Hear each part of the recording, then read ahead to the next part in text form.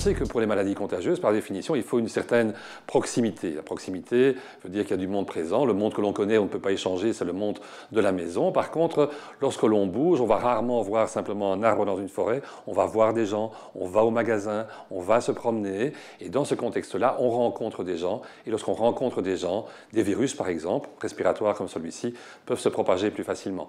Toute diminution de mobilité, quelle que soit sa raison, va entraîner une diminution de la transmission, qu'elle soit professionnelle d'ailleurs ou liée à des loisirs. Ici, on n'a pas eu vraiment l'occasion de faire la différence. La mobilité a été examinée à plusieurs reprises, examinée d'une part pour les risques qu'elle peut avoir, pour les transports en commun par exemple, que fallait-il faire pour les bus, pour les trams, pour les trains, l'aération, la désinfection et autres, la fréquence de leur emploi, et d'autre part elle a été envisagée aussi sous l'aspect justement de la limitation du nombre de contacts, en se disant que freiner la mobilité, mais comment freiner la mobilité dans un pays comme la Belgique, à haute densité de population, à haut réseau routier, ce n'est évidemment pas la même chose qu'au fin fond de la France ou dans d'autres pays, ça a à chaque fois été considéré comme une des possibilités par rapport, par exemple, à la fermeture des magasins.